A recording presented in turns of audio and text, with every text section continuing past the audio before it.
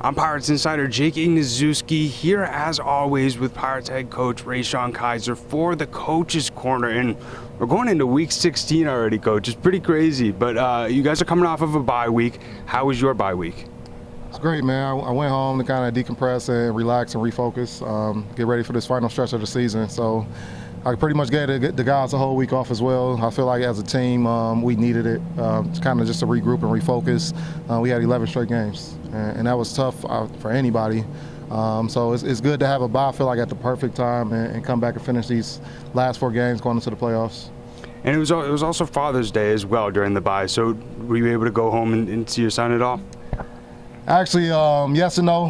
He was coming home from a cruise, so I only got to see him on the short end of it. But it's always good going home and seeing my family just in general. So, but my son, that was his birthday gift. We sent him on the cruise, so that was good. Oh, that's awesome. Yeah, this bye week was not only a great way for not only the guys to rest up and mentally prepare for the rest of the season, but also go back home, see their families, and mentally prepare for these grueling end of the season. And something that you've mentioned time and time again when we've talked is your guys' mindset is to win out for the rest of the season. And I really think that the team went into the bye week off of one of their most complete wins of the season against the Green Bay Blizzard.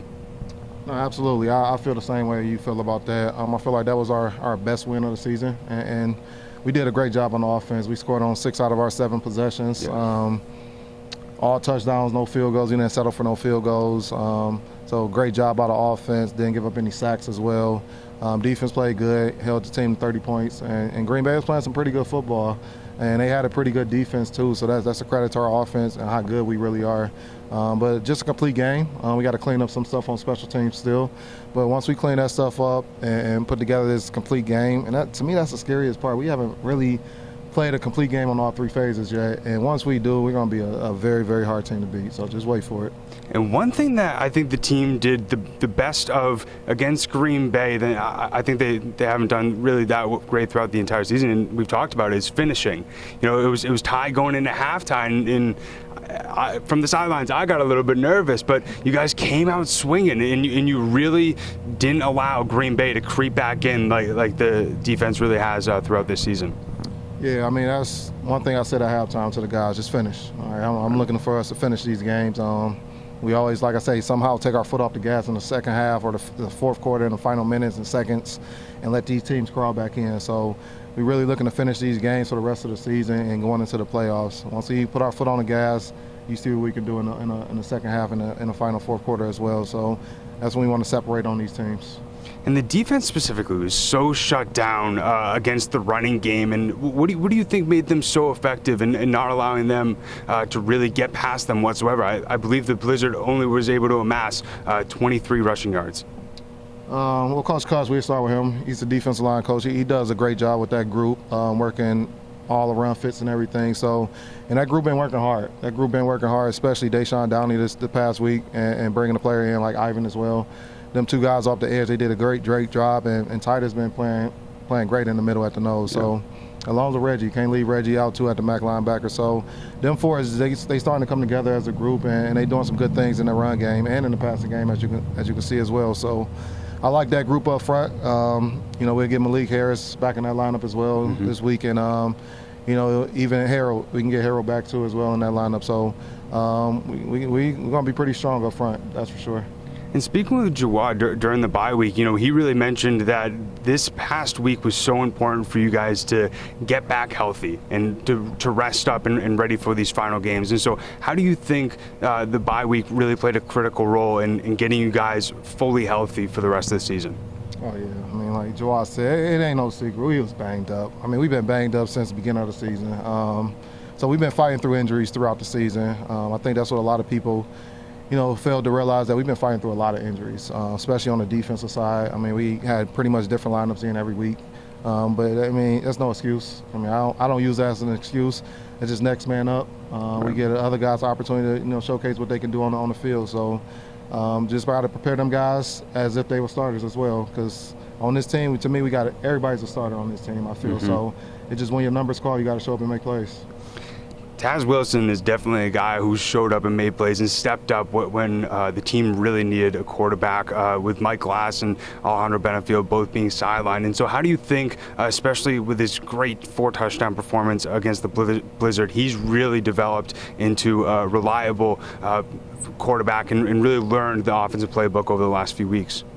Yeah, I'm a fan of Taz. I mean, like I said, I coached him back in Bismarck in 2019, so since I first laid eyes on him, I've been a fan of him. He's just getting better each week. He actually had a total of 6 touchdowns because he ran 2 in for rushing touchdowns as well. So he's just been playing great. I mean, he's been playing great. He's going back to Sioux Falls, is where he started this season at. So I know he's looking for some get back there, and we looking to hopefully terrorize that defense over there. I mean, I know he know that defense inside and out. So hopefully he got some pointers over there to help him succeed and keep doing great things on the field. And one thing that we talked about speaking after the Sioux Falls win is that you mentioned that the team needed to really clean up on the offensive line since they allowed 4 sacks. And we saw against the Blizzard, offensive line played really great, didn't allow up any sacks. But how are you trying to prepare the guys to not have a repeat tough performance against the Storm defensive front? Well, that's just all technique. Coach Turner, he does a great job with the offensive line group and working with their technique.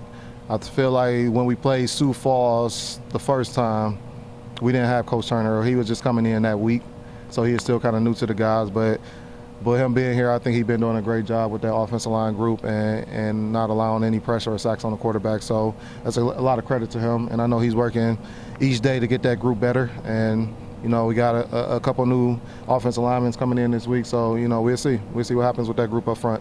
And one of those new offensive linemen is Tommy Champion. And talk a little bit about what intrigued the Pirates to go out and grab Tommy Champion.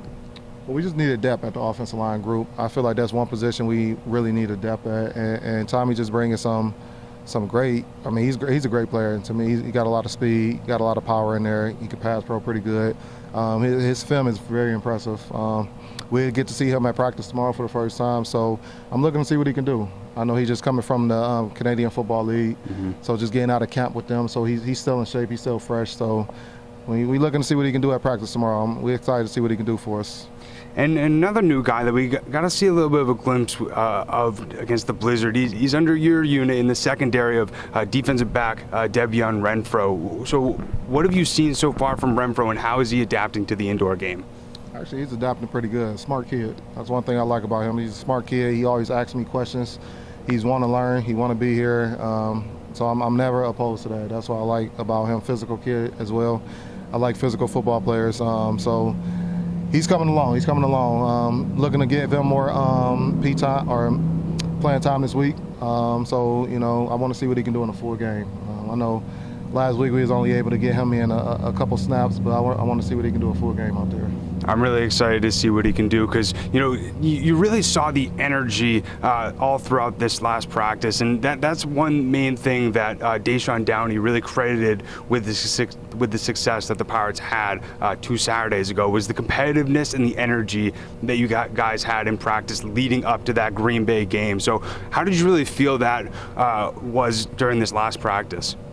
It was a great practice coming off a bye week. Yesterday we did a little conditioning with these guys, and today they came out firing like they didn't miss a beat. So I love these first day practices. They always bring a lot of energy. And like I say, these last 4 games are important. These next 3 road games are important because to me we got to become a better road team. So we got to pretty much complete these 3 road games, and we're just taking this one game at a time and really just, like I say, just taking it one game at a time and just finishing. That's it, finishing for real. Talk a little bit about the importance of that conditioning because, when we saw after week 3, you guys had a two-week bye week, and we really saw a few guys, whether it was soreness, whether it was cramps, just from not being active throughout the bye weeks of a little bit banged up in week 4. And so how have you guys really tried to avoid that and learn from that after this bye week? Really weight room. Everything starts in the weight room. Bando do a good job getting the guys prepared throughout the season. And just like I said, it's just been an unfortunate season with the injuries. I mean, I've never been a part of this as a player or a coach, so it's new to me as well. We got a lot of adjusting we had to do this season. I know Jawad stated, our IR has been full the whole season, and You know, that's something you don't want to happen as an organization. You don't want to fill the IR roster up because I mean you got to bring in new players every week. Right. So, you know, we handling it the best way we can, Right. and the players, they adjusting to it. I mean, these guys are professionals, so they handling it the best way they can. And really, this final stretch, we just trying to stay injury free, so we can go into the playoffs, you know, playing our best 21 guys and playing, you know, Mass Pirates football.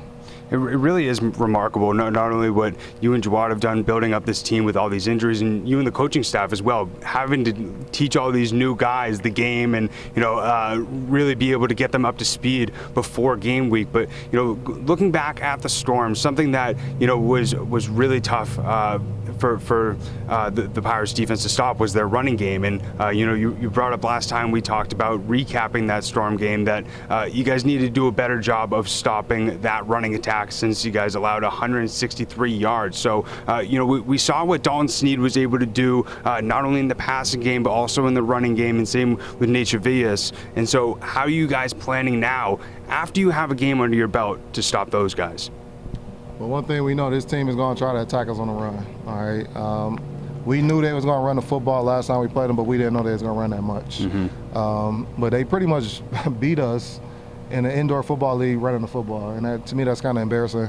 So we got to clean that up. I feel like our defensive line was banged up, especially our nose Harold. He got hurt that game, and that was the only nose we traveled that game. So he was banged up in the middle, and they took advantage of that. I know they probably seen something on the iPad to where they took advantage of that. They knew they could run the football on us, but we full strength now. So I'm 100% confident that we're going to do a good job stopping the run this week. So we see what happens. I love my group up front with the D-line. They've been playing some good football the last few weeks. So, you know, I'm ready for this game. It's going to be a good test, especially with the good running back like they got over there. Yeah, the defensive line has been a brick wall the last few weeks. Hopefully they can replicate that performance this next week. But other than, you know, focusing on the running game, not allowing sacks, finishing, and preparing after the bye week, is there anything specific that you guys are really focusing on through film and through practice leading up to the Storm game? Just playing a complete game. I state that every week. Offense just can't turn the ball over to this team. Can't get this team extra possessions. Defense, we got to get stops, hold this team under 30 points. They got a pretty explosive offense, some good receivers, good running back. Snead, you know, he's playing some good football over there as well as the quarterback position. So we got to make sure we get stops, make it hard for them when they do score. No quick scores on us. And special teams, to me, that kind of been our weakness the last few weeks. We got to pick that up. We got to get better on the kickoff game, the kickoff return game, and the field goal unit as well. So we just got to clean up all three phases of this game. And to me, we're going to do that this week. We'll come out victorious, no doubt, no question about that. And then lastly, the question that all the fans at home must be wondering, will we see Taz Wilson under center going against his former team, or could we see somebody else? Game time decision. We got three strong quarterbacks with Taz, Dro, and Mike. So everybody came back healthy after this bye week. So, you know, it's going to make that a game time decision. I mean, all three quarterbacks to me are starting quarterbacks. So we can't go wrong with any one of the three. I feel like we can win with any one of them three under center. So can't go wrong with them. So we'll just make it a, you know, competitive practice with those three and see what happens on game day.